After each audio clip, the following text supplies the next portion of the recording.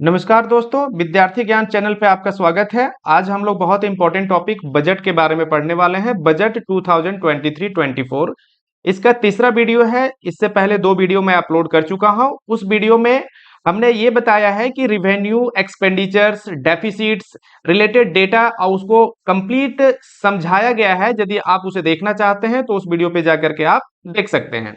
आज का वीडियो भी बहुत ज्यादा इंपॉर्टेंट है। इसमें स्कीम से रिलेटेड आपको बताया जाएगा कि कौन सा स्कीम स्टार्ट किया गया है, किस स्कीम में कितने फंड को एलोकेट किया गया है। तो ये एग्जाम पॉइंट ऑफ व्यू से ये वीडियो बहुत ज्यादा इंपॉर्टेंट है। आप इस चैनल पे बने रहिए। यदि आप नए हैं तो चैनल को लाइक, सब्सक्राइब और शेयर जरूर कीजिए। फ्रेंड्स, इस बार का बजट को अमृत काल का बजट बोला गया है। अमृत काल का बजट कहने का मतलब ये हो गया कि हमारा देश जो है वो 2047 में 100 ईयर इंडिपेंडेंस का कंप्लीट करने वाला है, जो अभी से 25 साल बचा हुआ है। तो 25 ईयर्स को ही अमृत काल बोला जाता है। तो 25 ईयर्स बचे हुए की वजह से इस बार पहला बजट ये पेश किया गया है 25 ईयर्स का। तो इस वजह से इस बार के बजट को अमृत काल का बजट बोला गया है। ठीक है, इसमें कुछ विजन को सेट किया गया है कि क्या लक्ष्य है 2047 तक, हमारा लक्ष्य क्या है, किस पे काम करना है। तो इसमें फर्स्ट लक्ष्य की बात जो कहा गया है, जो विजन हमारा है उसका है युवा वर्ग पर विशेष ध्यान देना। दूसरा है रोजगार का सृजन करना और तीसरा है सुदृढ़ और अस्थिर वृहत आर्थिक वातावरण, मैक्रो इकोनॉमिक्स, जैसे इन्फ्लेशन को कंट्रोल करना, हमारा आर्थिक विकास दर को बढ़ाना, फॉरेक्स रिजर्व को बढ़ाना, ये सब काम जो है ये आपका मैक्रो इकोनॉमिक्स का पार्ट होता है। तो ये तीन प्रायोरिटी को बांटा गया है जिसपे ये काम करने की जरूरत हमें है 2047 पे मुख्य रूप से। इस बार 7 प्रायोरिटी को सेट किया गया है जिस पे काम करने की जरूरत है। 7 प्रायोरिटी के वजह से इसे सप्तऋषि नाम दिया गया है। और इसमें फर्स्ट प्रायोरिटी है समावेशी विकास, inclusive development. Inclusive development means सारे का साथ मिला करके विकास करना। जैसे सबका साथ सबका विकास जो नारा दिया गया है वो यहाँ फिट बैठता है कि सबका विकास होना ही समावेशी विकास कहलाता है। दूसरा है प्रायोरिटी अंतिम छोर तक पहुंचाना। किसी भी नागरिक को कुछ किसी भी चीज की कमी ना हो उस रूप में हम काम करें, उसे अंतिम छोर तक पहुंचने की प्रायोरिटी को सेट किया गया है। तीसरा है युवा शक्ति पे विशेष जोर देना। उसकी उसकी जो एनर्जी है, युवा शक्ति का जो पोटेंशियल है उसे क्या करना, उजागर करना, उस पर काम करना। अगला है वित्तीय क्षेत्र। वित्तीय क्षेत्र फिनेंशियल एरिया जो होता है उसको मजबूत करना, लोन्स देना, एमएसएमई बढ़ाना, एमएसएमई को लोन देना, इंडस्ट्री बढ़ाना, ये सब क्या है, वित्तीय क्षेत्र का पार्ट बनता है। हरित विकास क्या है, वैसा विकास जिससे पर्यावरण को नुकसान ना हो, पॉल्यूशन ना हो, उस तरह से विकास करना हरित विकास का पार्ट बनता है। इस पे भी काम करना है, ये भी 7th प्रायोरिटी में से एक है। अगला है क्षमता का उभारण। क्षमता का उभारना, पोटेंशियल, जो देश का पोटेंशियल है उसको उजागर करना, उसका यूज करना। और यदि लास्ट हम बात करें तो अवसंरचना और निवेश, इंफ्रास्ट्रक्चर एवं निवेश की बात कही गई है। ये 7th प्रायोरिटी आपके एग्जाम पॉइंट ऑफ व्यू से बहुत इंपॉर्टेंट है। इसमें पूछा जा सकता है कि कौन सा 7th प्रायोरिटी में है और कौन सा नहीं है। चलिए आगे बढ़ते हैं और देखते हैं इस बार का जो बजट है ये हमारा 2047 के लिए ब्लूप्रिंट का काम करेगा। ब्लूप्रिंट मीन्स हो गया कि आगे जो हमें अचीव करना है उसके लिए एक आधार का काम करेगा, ब्लूप्रिंट का काम करेगा।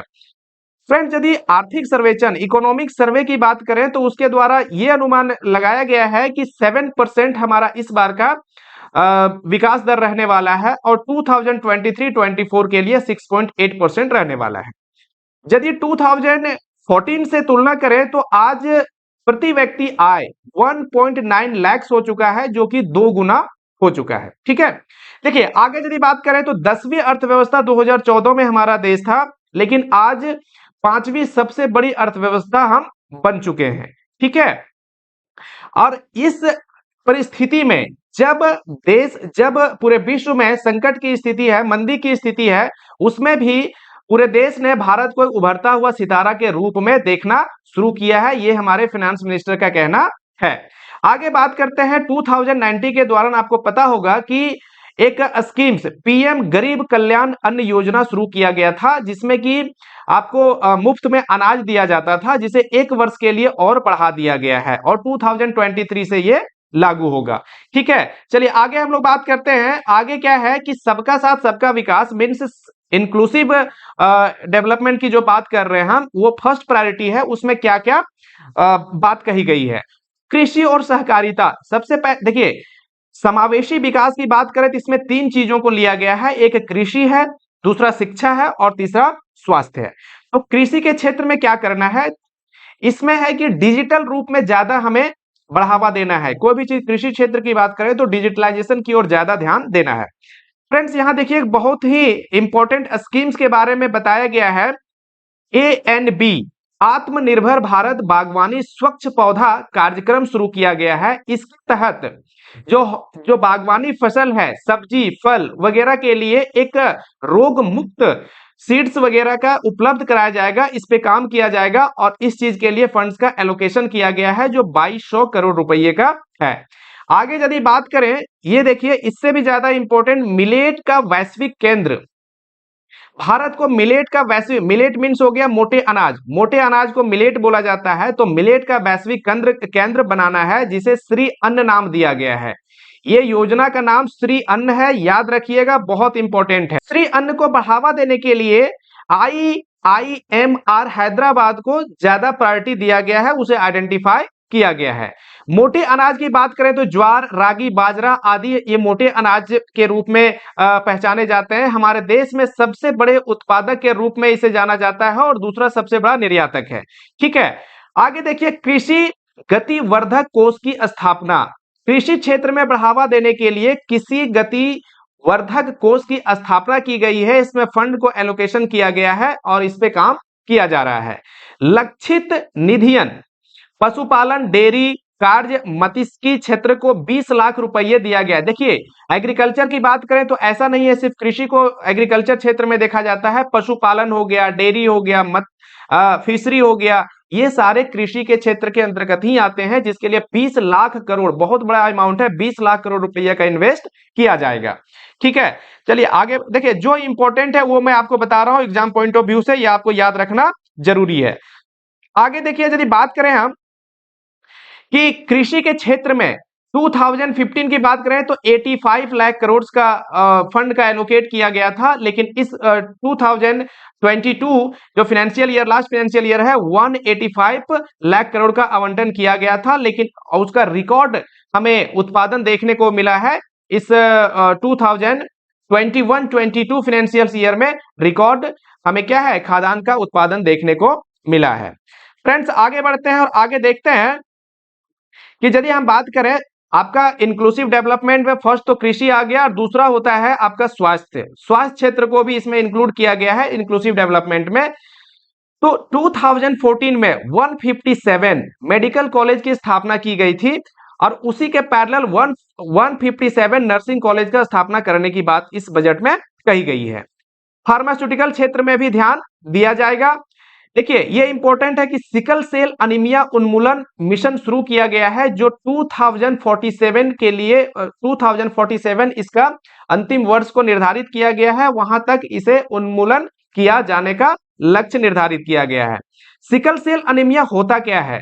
RBC आप जानते होंगे, रेड ब्लड सेल होता है जिसकी कमी हो जाती है और उसका आकार जो होता है वो हाशिया आकार का हो जाता है। इसे ही सिकल सेल अनीमिया बोला जाता है। इसका उन्मूलन 2047 तक कर दिया जाना है। ठीक है, याद रखिएगा इसे।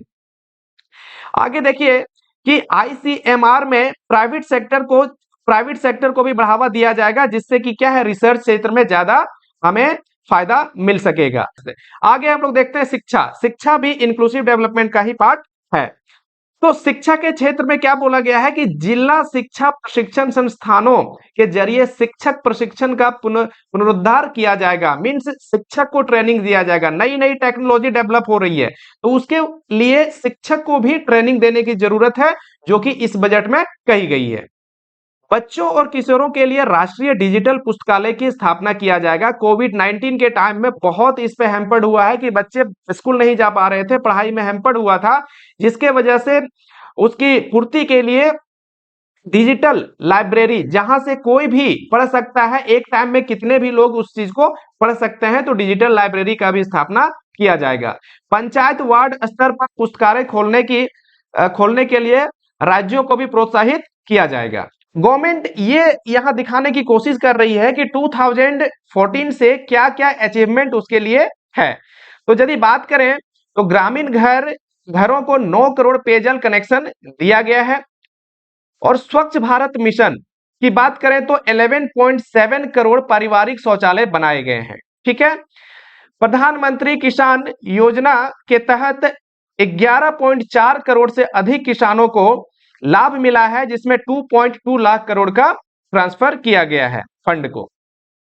प्रधानमंत्री स्वच्छ बीमा योजना और प्रधानमंत्री जीवन ज्योति योजना के तहत 44.4 करोड़ व्यक्तियों को बीमा कवर दिया गया है। ठीक है, ये डेटा याद रखिएगा, डेटा बहुत ज्यादा इंपॉर्टेंट नहीं है याद करना, लेकिन हाँ ये याद रखिएगा कि ये सब योजना पे एम्फेसिस किया गया था, जोर दिया गया था, तो पूछा जा सकता है कि ये किनके टाइम का योजना है और इस योजना का कनेक्शन किस चीज से है।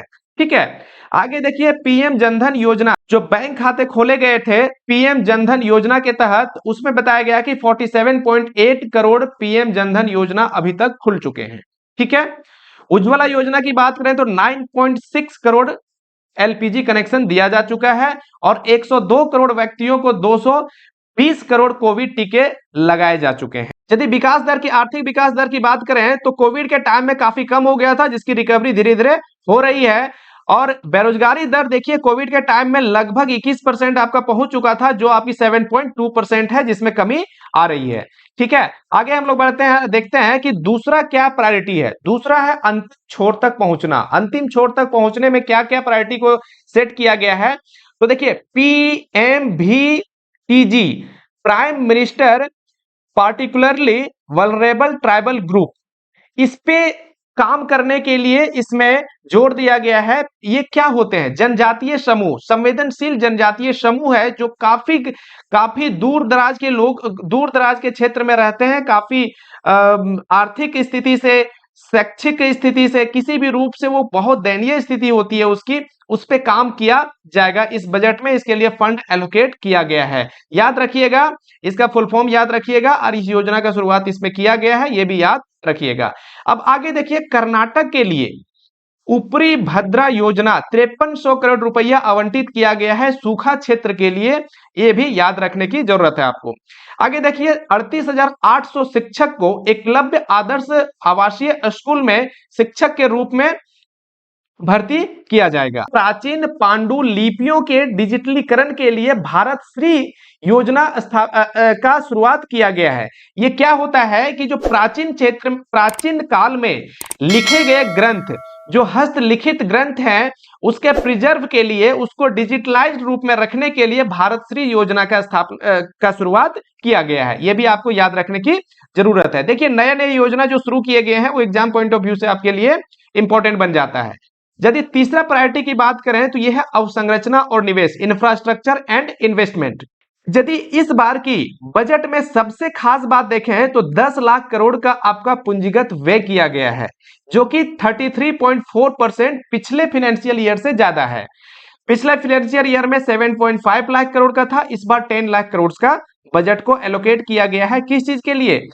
आपका पूंजीगत व्यय के लिए। पूंजीगत व्यय क्या होता है कि वैसा व्यय जहां से कुछ एसेट्स का क्रिएशन किया जाता है, रोड बनाए जाते हैं, स्कूल बनाए जाते हैं, हॉस्पिटल बनाए जाते हैं, इस तरह से जो व्यय किया जाता है जिससे कि बाद में हमें फायदा हो, वैसे व्यय को पूंजीगत व्यय बोला जाता है, जो कि 10 लाख करोड़ का पूंजीगत व्यय इस बार किया गया है। राज्यों को प्रोत्साहन के लिए, राज्यों को काम करने के लिए 50 वर्ष तक का इंटरेस्ट फ्री, ब्याज रहित लोन दिए जाएंगे, जिसके लिए वो क्या है, काम कर सकते हैं। लेकिन उसमें कंडीशन है कि जो भी वो काम करेंगे वो क्या होगा, इंफ्रास्ट्रक्चर डेवलपमेंट, है ना, वैसे चीज होगा जो पूंजीगत व्यय के रूप में देखा जाएगा।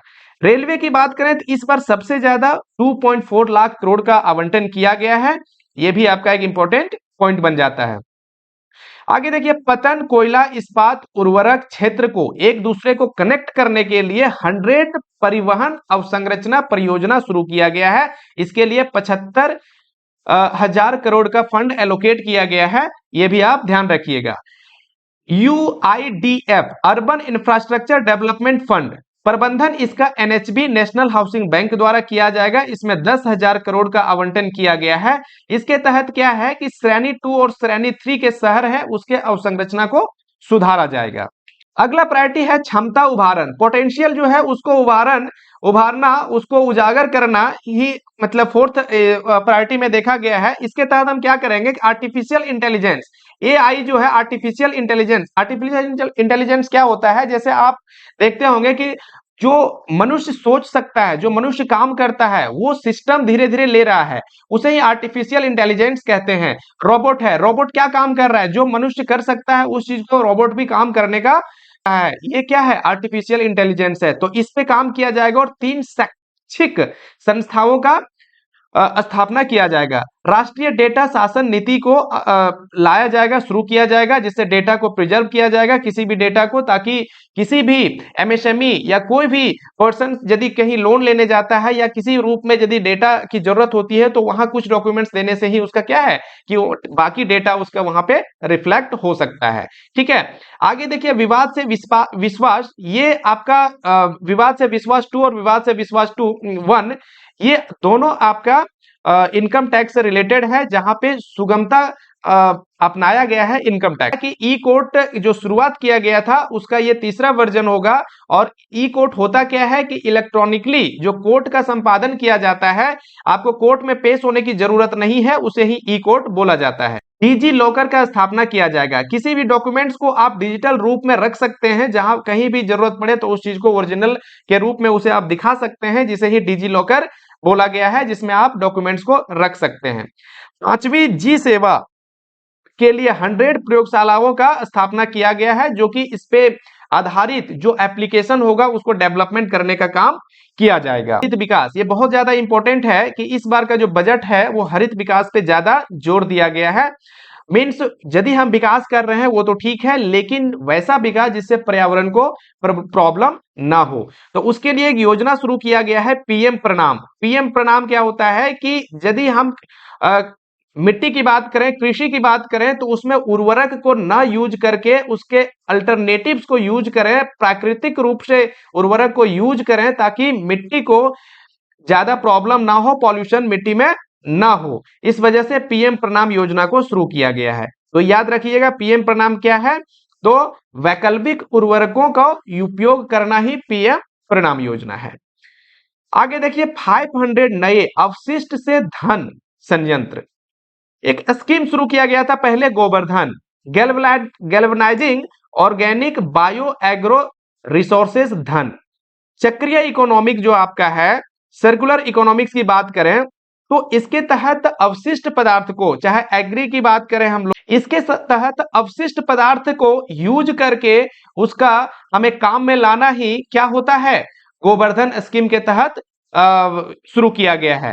मीन्स आगे बात करें तो हरित हाइड्रोजन मिशन के तहत 19,700 करोड़ का फंड आवंटित किया गया है। इसके तहत आपको पता होगा कि हाइड्रोजन मिशन जो है, हरित हाइड्रोजन मिशन 2030 तक 5 मीट्रिक मिलियन टन का प्रति वर्ष उत्पादन करने का लक्ष्य रखा गया है, जो इस बजट में फंड का एलोकेशन 19,700 करोड़ रुपए का किया गया है। अगला स्कीम है मिष्टी। मिष्टी क्या होता है कि तटीय क्षेत्र में जो कोस्टल एरिया है, वहां पे जो पौधे होते हैं, जिसे कि आप बोला जाता है मैनग्रोव पौधा, उनको प्रिजर्व करना, उससे उसको यूज करना, उसका बढ़ावा देना, क्या है, मिष्टी परियोजना के तहत बताया गया है, उसके लिए फंड का एलोकेशन किया गया है। आर्द्र भूमि वही हो गया, कोस्टल एरिया के तहत आर्द्र भूमि जो है उसके लिए अमृत धरोहर कार्यक्रम को शुरू किया गया है, उसको बढ़ावा देने की बात की गई है। तो ये आपके इंपॉर्टेंट पॉइंट हो गए। अगला देखते हैं, छठा प्रायोरिटी क्या है कि युवा शक्ति। युवा के लिए क्या गया है, तो प्रधानमंत्री कौशल विकास योजना 4.0 की शुरुआत की गई है। इसके तहत coding, artificial intelligence, robotic, 3D मुद्रण नए पाठ्यक्रम को शामिल किया जाएगा, ताकि वो विदेश में भी जा करके अपना क्या है, रोजगार को पा सकता है। तो ये आपका PMKVY प्रधानमंत्री कौशल विकास योजना 4.0 है। पर्यटन की बात करें तो 50 पर्यटन क्षेत्र को बढ़ावा दिया जाएगा, जिसका स्कीम का नाम है देखो अपना देश योजना। आगे यदि बात करें तो यूनिटी मॉल का स्थापना किया जाएगा। यूनिटी मॉल मीन्स हो गया कि डिस्ट्रिक्ट लेवल पे एक जिला एक उत्पाद को बढ़ावा दिया जाएगा। जीआई टैग जहां का कुछ फेमस चीज है उसको, हस्तशिल्प उत्पाद कुछ ऐसे चीज है जो लोकल क्षेत्र में बहुत मायने रखता है, लोकल क्षेत्र में उसको बढ़ावा देने के लिए यूनिट मॉल स्थापित किया जाएगा, जहां पे आकर के वो अपना प्रदर्शन कर सकते हैं, अपने प्रोडक्ट्स के बारे में बता सकते हैं। लास्ट आपका है वित्तीय क्षेत्र। वित्तीय क्षेत्र मीन्स ये बहुत ज्यादा इंपॉर्टेंट क्षेत्र हो जाता है, फाइनेंशियल एरिया, ठीक है। इसमें क्या किया गया, राष्ट्रीय वित्तीय सूचना रजिस्ट्री की स्थापना की गई है। केंद्रीय डेटा संस्थान केंद्र की स्थापना की गई है। मीन्स है कि कोई भी इंफॉर्मेशन आपसे रिलेटेड है, कोई सूचना आपसे रिलेटेड है, तो उस चीज को प्रिजर्व किया जाएगा, उस चीज को रखा जाएगा, ताकि आने वाले समय यदि कुछ उसका जरूरत पड़े, मान लीजिए कहीं आप जाते हैं, उसकी जरूरत वहां डॉक्यूमेंट्स को पड़ता है, तो वहां उससे रिलेटेड डेटा दे करके आप बाकी इंफॉर्मेशन को भी प्राप्त कर पाएंगे। एमएसएमई के लिए ऋण गारंटी स्कीम्स, कोलेट्रल फ्री, जहां आपको कोलेट्रल अलग से कोई संपत्ति को मॉर्गेज नहीं रखना पड़ेगा, उसके अलावा आप लोन को प्राप्त कर सकते हैं। इसके लिए 9,000 करोड़ का फंड को आवंटन किया गया है। अगला देखिए महिला सम्मान बचत पत्र। महिला सम्मान बचत पत्र के तहत क्या है कि 2 वर्ष तक 2 लाख रुपए तक का आप जमा राशि पर 7.5% के ब्याज दर से आप क्या कर सकते हैं, फायदा उठा सकते हैं। वरिष्ठ नागरिकों के लिए लाभ, पहले था सीनियर सिटीजन के लिए कि 15 लाख तक आप जमा कर सकते थे, उसमें आपको फायदा मिलता था, ब्याज दर ज्यादा मिलता था, इनकम टैक्स पे छूट मिलता था, लेकिन उस राशि को अब 30 लाख रुपया कर दिया गया है, ठीक है। तो इंपॉर्टेंट चीज ये थे।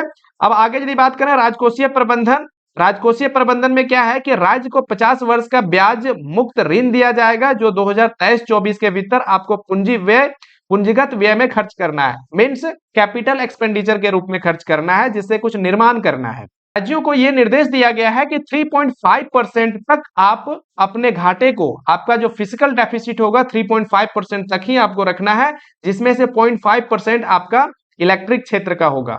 इलेक्ट्रिक क्षेत्र 0.5 से ज्यादा ना हो, और ओवरऑल आपका 3.5% आपका फिजिकल डेफिसिट होना चाहिए। लेकिन सेंटर की बात करें तो 2025-26 तक अपना ये 4.5% तक रखने की बात कही गई है।